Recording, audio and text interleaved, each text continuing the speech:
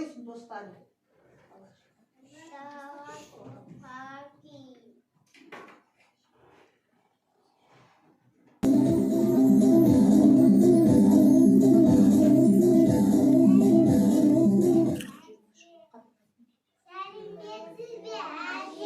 Ой балдарым, жарайсыңдар, қалайсыңдар балдар? Амансыңдар ма?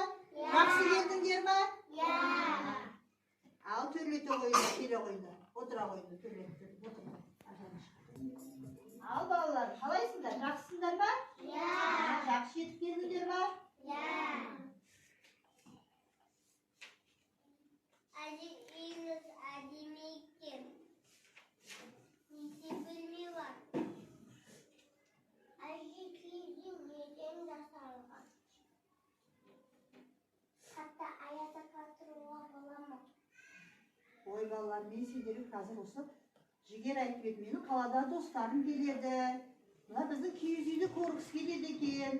Әже соны түсіндіріп көрсетіп берші деп. Мен сендерге қазір ол киіз үй туралы айтып берейін, Атамыз Алаш, керегеміз ағаштан, киіз туырлықты, ағаш рухты қалыппыз ғой.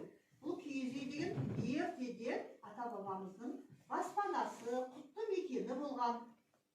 Киіз үйде бұрында үлкен үйлер болмаған, осындай ғана киіз үй болған. Бұлар көшуге де ыңғайлы болған. Сүйектері бұлардың ағаштан жасалған. Бұл тек қана біздің қазақ халқы. Бұл киіз үйді білгіңіз келді ғой сендер. Сүйектерін айтып кетейін, киіз үйдің өзі бірінші мінеки керегесі мынау. Мынау керегесі, оғы, және шаңарағы, және сықырлау есігі болып, бұлар бөліктерден тұрады екен. Бұл деген мынада жаңа бір баламыз сұрап жатыр. Неден жасалады? Бұлар ағаштан жасалады. Ағаштан жасалғанда сәмбі талынан және де жиде ағашына жасалатын. Жиде ағашын жақсылап кептіріп жасаса, бұның сүйектері жеңіл болады екен. Бір адам құруға да болады екен. Міне, қараңдаршы мінекей, оғы иіліп келеді. Мынау шаңырағы төбесіндегі дөңгелек болып келетін. Мына керегесі, бұл киіз үйдің өзі қанаттарына қарап үлкейіп кішірейіп. 24 қанатты ол қанаттары үлкейген сайын киіз үйіміздің іші үлкен болып барады екен. Жаңа бір баламыз сұрап жатыр, неше бөлме? Бұл киіз үй тек қана бір бөлме, бірақ бұның өзі 4-ке бөлінеді екен. Оң жағында бұл 4-ке бөлінеді. Төр жағында құтты қонақ келеді. Және төр жағында мінекей садықтар жиналып тұрады екен, жүк жиналып тұрады екен. Және сол жерде отырады екен. Ал оң жағында, киіз үйдің оң жағында, кірген кезімізде оң жағында балалары отырады екен, балалары ойнайды, сол жерде отырады екен. Ал ортасында мінекей, ортасында от бөлім деген болады екен. Ол жерде бұрындар бізден қазіргідей газ кететін болған. Ал енді осы киіз үйіміздің қазір сапары бірінші уықтарын керегесін құрып аламыз, кереге құрған кезде бір-біріне шаңыраққа кіргізеді екенбіз мінекей. Бұның үшін әдемілеп тұру үшін мына ішінде үлкен екі жағында жіпті керегеге жақсылап байлап қояды екен. Себебі бұл қыста да тұруға болады ғой. Сол үшін жер қатты аязда шаңырағымызды, керегемізді құлап кетпеу үшін солай істейді екен. Қазір мен сендерге сол сыртына жабатын жабуларын көрсетіп жіберейін.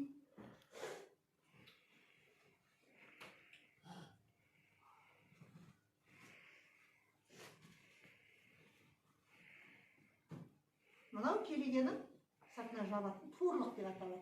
Не деп аталады екен? Туырлық деп аталады екен, Бұны киіз үйдің сыртынан әдемілеп, керегенің сыртын жауып қоямыз. Бұны туырлық деп атайды екенбіз. Туырлық деп атаймыз. Ал мынау үзік деп аталады мінекей. Үзік. Ал мынау болса түндік деп аталады. Түндіктің 4 жағында 4 бауы бар.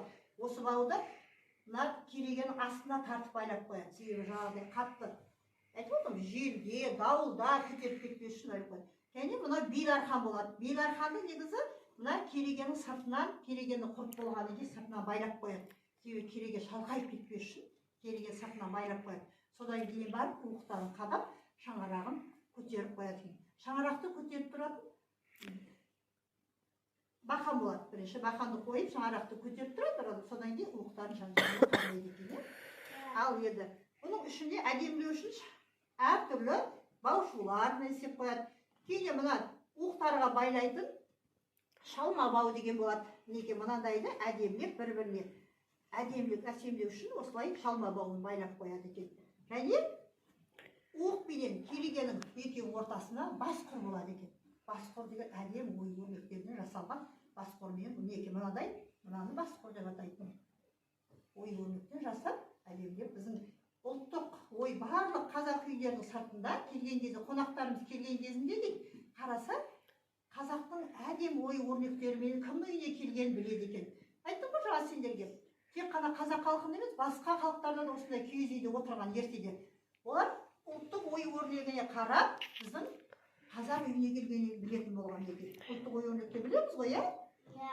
Қандай ой өрнектеріміз бар біздердің? Қошқан мүйіз бар. Қанаты. Түйе табан бар, иә. Құс қанаты бар. Неге сол оюларға қарап, қандай кімнің үйіне келгенін білетін болған. Және бұның ішінде жаңа айттым ғой, бұл жаңағы киіздердің барлығы қойдың жүнінен жақсылап қалың қылып жабатын болған. Себебі қыстың күнінде бұл ішінде тұруға болады ма деп жаңа бір қызым сұрады ғой. Қыстың күнінде тұратын болған. Себебі киіз қалың болса, ешқандай аязы өтпейтін болған, жаңбырда, суда өтпейтін болған екен. Ал жазғы күні сол қалың киіз ыстылықты өткізбейді, іші салқын болып тұрған. Енді осы киіз үйдің ішінде қазіргі біздердің уақытымыздағыдай оны ішінде үйімізде бөлме көп емес қой, тек қана бір бөлме. Сол бөлменің ішінде бұйымдар болған. Енді сендер қараңдаршы, жан-жақтарыңызға қараңдаршы. Сандық дейміз, иә? Әбдіре дейді бұны, үлкен сандық болған, ішіне әртүрлі заттарды, бағалы заттарды жинап қоятын болған. Неге мынау жүк аяқ дейді. Жүк аяқ. Ағаштан жасалған әдемілеп төсектерді, көпшіктерді, көрпелерді соларды әдемілеп жинап қоятын болған. Неге мынау? Шкаф демейміз, бұны бұрында асадал деген. Ішіне тамақ та қояды, және ыдыс аяқтарды қойған. Қарашы, мінекей біздің ұлттық ыдыс аяқтар. Неге жасалған балдар? Қараңдаршы қане. Неге жасалған бұлар?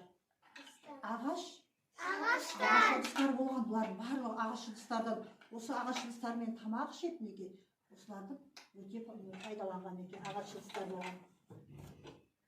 Әне мынау адалбақан дейді. Адалбақан. Бұған адамдар киімдерін іліп қойған, келген қонақтар өздері де киімдерін іліп қоятын болған. Бәрінде де біздің ұлттық ою өрнектеріміз бар.